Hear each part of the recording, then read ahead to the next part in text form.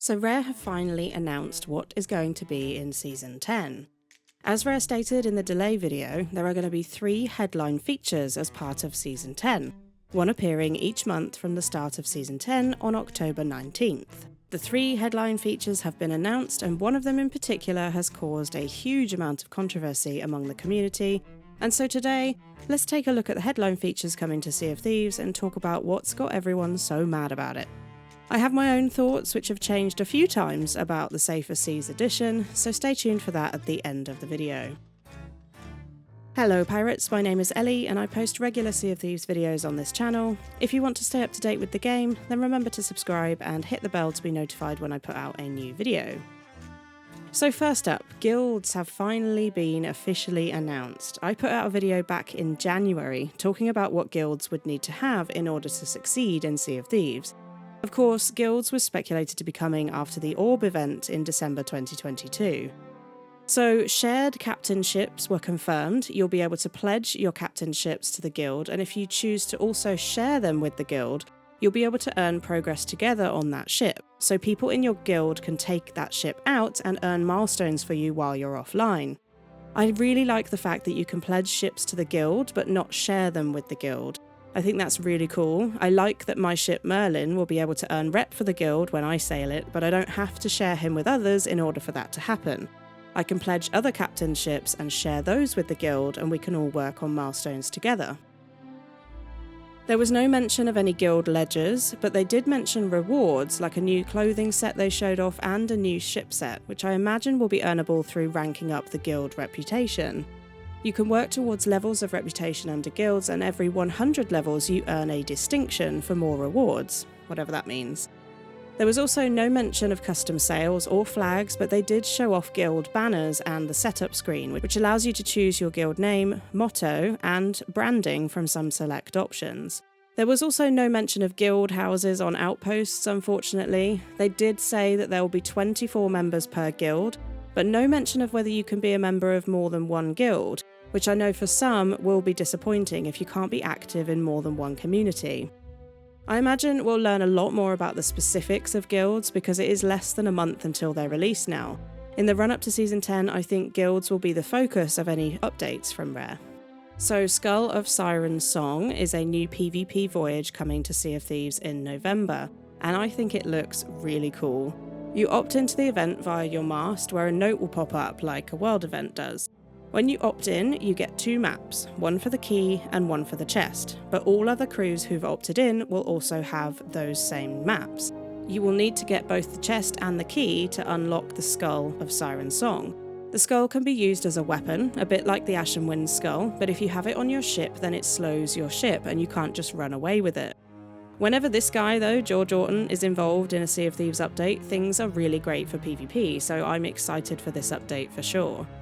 My only concern is, I'm not sure what's to stop you from having the key and the chest on board your boat and taking them both all the way to the outpost before opening the chest and getting the skull. This could potentially circumvent the slowing effect of the skull. Hopefully they've thought about that, and potentially having both items on your boat would have the same slowing effect as if you just had the skull out on your boat. This voyage is coming in November, so not too long now for a new PvP update for the game. So this is the big one, Safer Seas. This is the thing that's got everyone all worked up. Now, I had my initial reactions to this, and I will admit that my initial thoughts were, oh no, not PvE servers, they said they'd never do this. I also thought that earning reputation, even at a reduced rate, all the way up to level 40 for factions was way too high. I didn't think that commendations should be progressible in Safer Seas beyond the tall tale ones. However, now that I've had a few days to process it and think about it for a while, I've actually had a bit of a change of stance. First of all, I'm excited about Safer Seas as a way to play this game with my kids. I have 3 children, and 2 of them are getting to the age where playing Sea of Thieves is something that they would be able to do, but my worry that doing it in a shared world, where any random could come along and shout a load of profanity down the mic at me, would worry me. Safer Seas will give us a safe place to play the fun parts of the game with my family, and when they're old enough, then they can come with us into the high seas. So from that perspective, I'm all on board.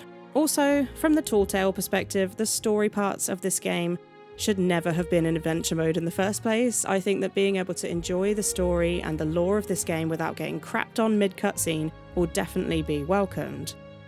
So I don't think anyone has a problem with those uses of safer seas. It seems to me from what I've seen online from the community that people are mainly concerned about two things. One, the player base being split and it having a knock-on effect on the adventure mode, or high seas as it will be called. And second, it seems some people are pissed about being allowed to level all the way up to 40 in safer seas while progressing certain commendations, and it potentially devaluing cosmetics that can be earned from the harder and more grindy commendations.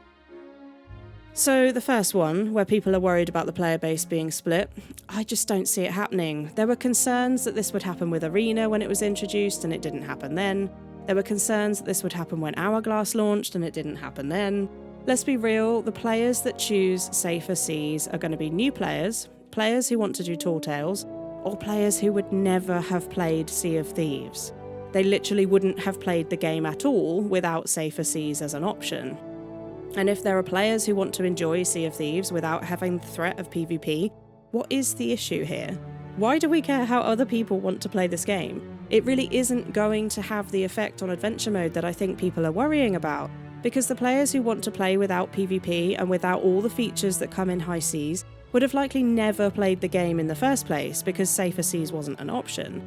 They're not people who would play Sea of Thieves in its normal way because they don't enjoy the PvP side, and so they wouldn't have been in adventure mode regardless. Now, I understand the worry about there being a lack of new players on the main adventure mode, and this is probably valid. I think a lot of new players will not only choose safer seas, but potentially be directed to play safer seas by Rare as an extended tutorial. However, there will be a percentage of players who will get frustrated with the slower rep grind and will likely move over to high seas because they want to see that progression move faster. And so there will be some newer players on the seas, but I guess not as many as before. From a content creation point of view, I can see why for some this may be an issue. There are some creators who use the whole new player experience to provide entertainment for their viewers, and I don't mean just crapping on new players. I mean interviewing them, helping them on their adventures, helping them learn to steal Athenas, and much more. This aspect of the game will change, and I can understand the worry here to some extent. But this concept that there will be a mass migration of players from adventure mode, a huge portion of players who will never play adventure mode, it just isn't valid. This game would not still be going 5 years down the line without a safer seas option if that many players were afraid of the shared world. Yes, there are going to be people who don't want PvP, and they won't step foot in higher seas, but there are plenty of people who enjoy that risk, enjoy the aspects of the game that will be exclusive to high seas, and who won't be happy with a measly 30% rep grind. Now, let's talk about that grind for a second. 30% rep and gold for the levelling in safer seas. Do you have any idea how long it will take to get to level 40 without any emissary ledgers, no golden glory or boosted rep events, no Fort of Fortune with all the loot that comes with that? There's also not going to be Fort of the Damned. It's going to be a long grind to get to level 40.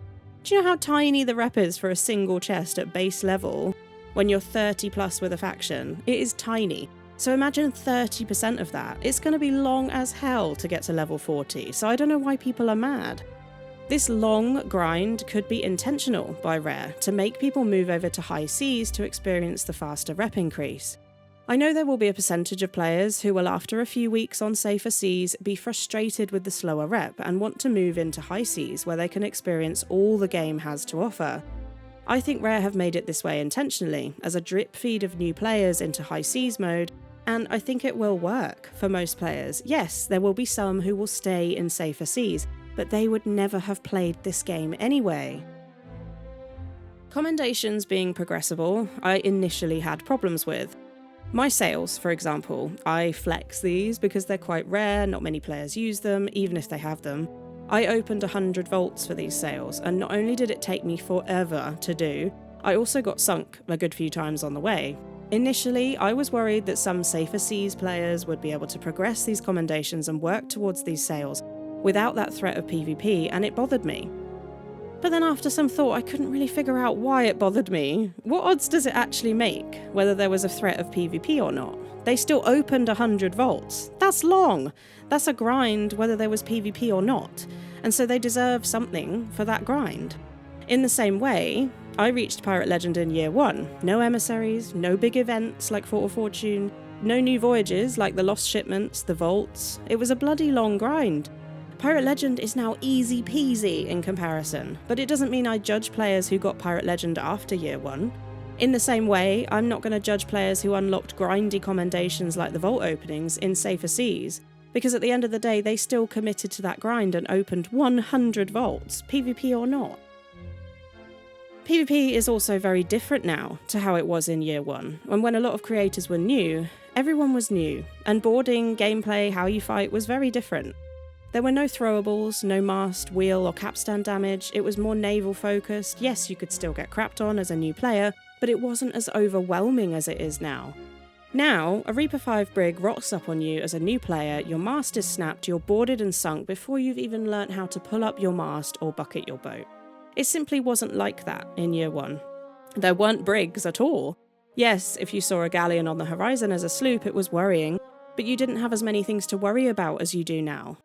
I think the new player experience is very different now to what it was back then, so this argument of like, well, I went through having to learn when I was new and, I got sunk, so they should have to do that too. It's just naive. This game has changed. This game has evolved, and with that evolution comes the necessity for a new way to ease players into the main game.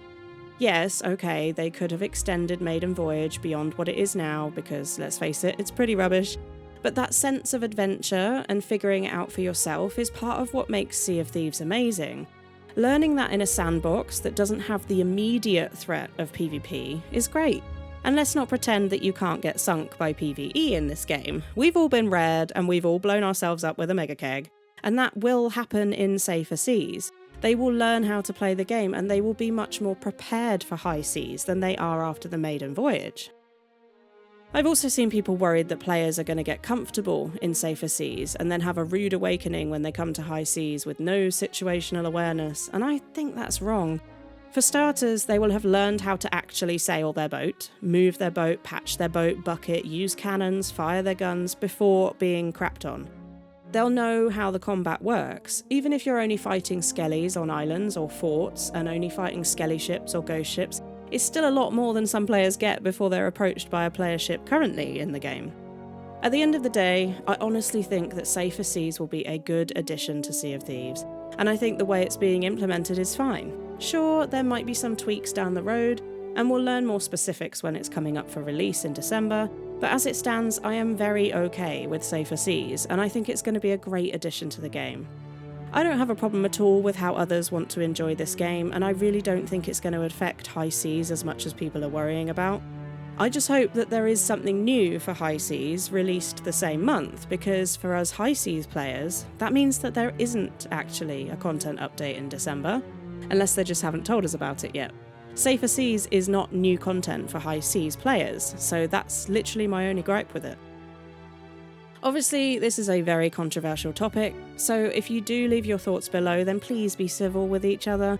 We can all have our opinions, we don't have to agree, but just be nice. So that's it. I'm excited to learn more about guilds and the other editions as we near their release. If you liked the video, then please do leave a like and subscribe for more Sea of Thieves content. Thanks again for watching, and I'll see you on the seas.